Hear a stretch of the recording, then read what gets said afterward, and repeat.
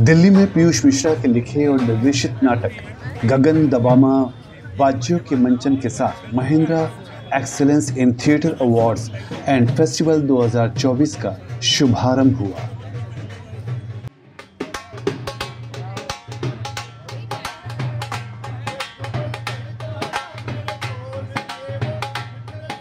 कमानी सभागार में आयोजित नाटक के स्वागत समारोह में जूरी और सिलेक्शन कमेटी के सदस्यों के साथ नाट्य प्रेमी दर्शक बड़ी संख्या में पहुंचे।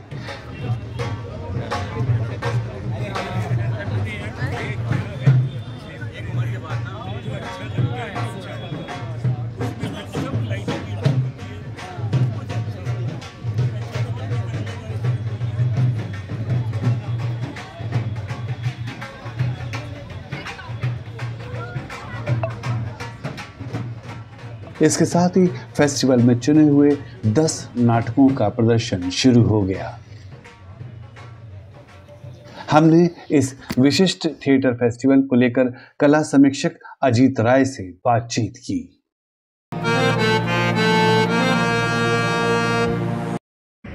Mahindra excellence award theatre festival का ये 19वां साल है और मैं इसके दूसरे या तीसरे एडिशन से किसी न किसी रूप में जुड़ा हुआ हूँ। मैंने देखा कि थिएटर को इज्जत देने की प्रक्रिया में महिंद्रा प्रोग्राम शुरू हुआ और वाकई टीम वर्क आर्ट्स जो कंपनी है, जो Mahindra excellence in theatre awards करती है, उसने देश भर के रंगकर्मियों की एक ऐसी जमात पैदा की जो थिएटर में प्रोग्रेसिव है और आगे की ओर देखती है। आमतौर पर थिएटर के प्रति हमारे समाज का दृष्टिकोण ये है कि थिएटर के सारे फेस्टिवल हमेशा अभाव में होते हैं, उनके पास पैसों की कमी होती है, वो स्ट्रगलर्स हैं। लेकिन मेटा ने उन सारे रंगकर्मियों को जब वो सिलेक्ट हो जाते हैं तो उनको एक बराबर की इज्जत प्रदान करता है और इसमें देश के सर्वश्रेष्ठ जितने नाटक अप्लाई होते हैं उनमें 10 सर्वश्रेष्ठ नाटकों का चुनाव होता है, उनका प्रदर्शन होता है और इनका चुनाव एक बड़ी लंबी प्रक्रिया के बाद होता है। 5 या 6 लोगों की जूरी होती है जो दिन रात कई दिन उन नाटकों को देखती है, उन पर गंभीरता से चर्चा करती है, विचार करती है और आमतौर पर सर्वसम्मति से चुनाव होता है और यदि सर्वसम्मति से नहीं भी हुआ तो बहुमत के आधार पर होता है और उन नाटकों का दिल्ली में प्रदर्शन होता है और उसके बाद आखिरी दिन उसका एक अवार्ड सेरेमनी होती है जिसमें डिफरेंट कैटेगरीज में उन नाटकों के नॉमिनेशंस हैं कि best actor, best actress, best ensemble, best original script और उस तरह से उनके भी और कैश अवार्ड भी दिए जाते हैं। लाइफ टाइम अचीवमेंट अवार्ड भी शुरू किया गया है, तो इससे थिएटर को जरूर कुछ बल मिलता है और दिल्ली, मुंबई के अलावा कई बार जबलपुर, असम, महाराष्ट्र के किसी छोटी जगह से, बंगाल के किसी छोटी जगह से, मणिपुर से और कई जगहों से नाटक इसमें आते रहे हैं पिछले आप जब 19 सालों का इतिहास देखें तो।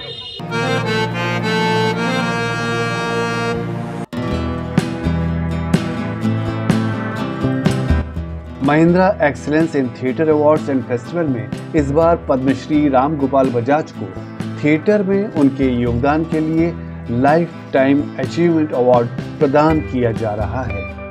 वयोवृद्ध रंग निदेशक श्री बजाज एनएसडी के पूर्व निदेशक और अभिनेता हैं। वे रंगमंच पर अब भी सक्रिय हैं। हाल ही में उनके निर्देशन में एनएसडी रंगमंडल, अंधा युग और लैला मंगली जैसे 2 मशहूर नाटकों का मंचन किया है।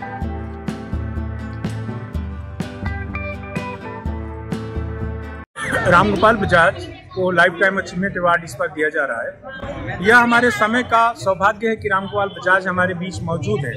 हम उनको छू सकते हैं, हम उनसे बात कर सकते हैं, हम उनको देख सकते हैं, हम उनसे लड़ सकते हैं, झगड़ सकते हैं, उनको प्यार कर सकते हैं। तो 83 ईयर्स में 83 साल की उम्र में भी वो अभी भी सक्रिय हैं।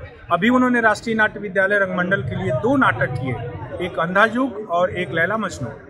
दोनों नाटक अभी चल रहे हैं। तो वो एक तरह से आधुनिक भारत के भरत मुनि हैं और उनका पूरा का पूरा रंगकर्म एक ऐसे विचार की ओर ले जाता है हम लोगों को, जहां से रंगकर्म को एक नया प्रस्थान मिलेगा।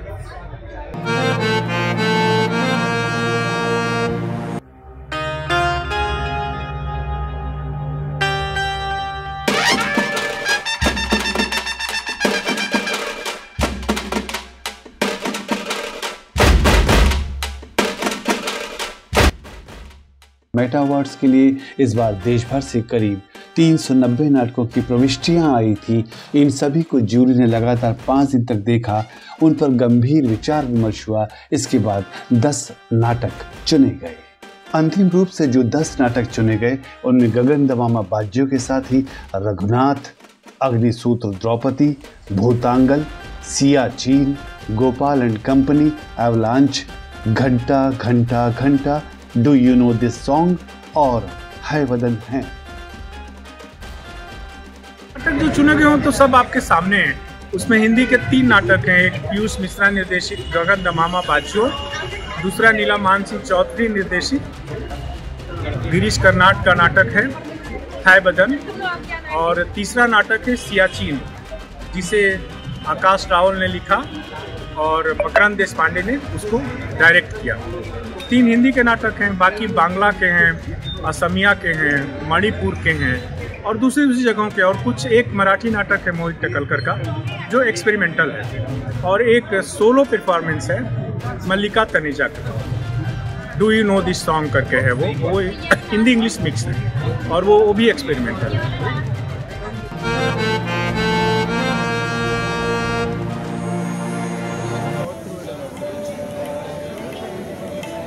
अजीत राय मेटा की जूरी और चयन समिति से जुड़े रहे हैं। मुझे तो मेटा का पार्ट होकर बहुत खुशी है। मैं पहले भी इसकी जूरी में रह चुका हूँ, उसके बाद मैं कई साल इसका एडवाइजर रह चुका हूँ। तो मुझे तो अच्छा लगता है ना कि थिएटर की कोई अच्छी गतिविधि शुरू हो रही है तो उसको थोड़ा सा एक बल प्रदान किया जाए, और अपना जो योगदान हम लोगों का हो सकता है, जितनी रंगमंच पर हम लोगों ने पिछले 20-25 सालों से जो रंगमंच पर मैंने लिखा है और काम किया है, तो उस ज्ञान का थोड़ा इस्तेमाल राष्ट्र हित में होता है तो मुझे तो अच्छा ही लगता है।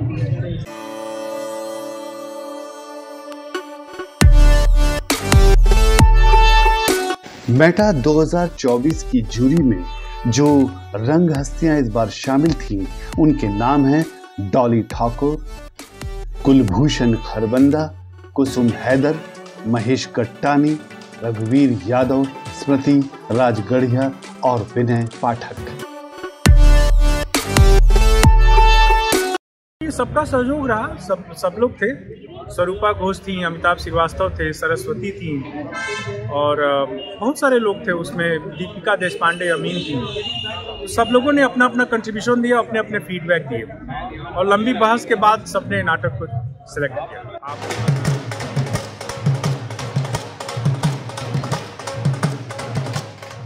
शुभारंभ समारोह को जय शाह और संजय रॉय ने संबोधित किया। रंग जगत में, देश के थिएटर की दुनिया में एक बहुत अच्छी पहलकदमी है जिसका स्वागत किया जाना चाहिए।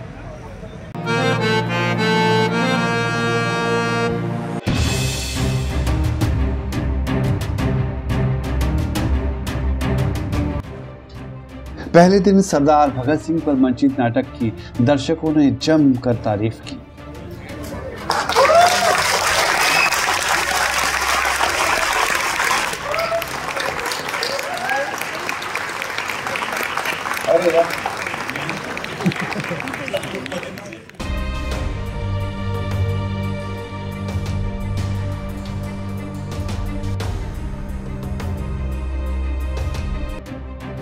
नाटक सवाल उठाता है कि वतन के लिए अपने जानो तन की कुर्बानी दे देने वाले शहीद भगत सिंह ने जिस उम्मीद के साथ भारत की आज़ादी का सपना देखा था, क्या वह पूरा हो गया है?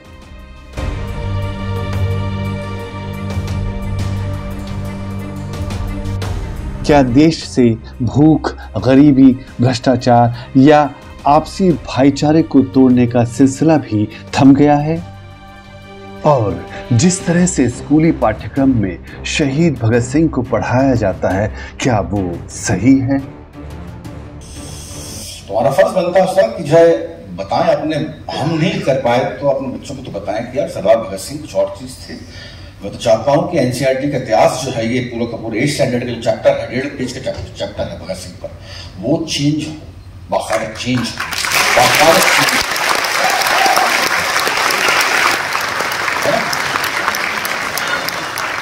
जिंदाबाद। मिलते हैं।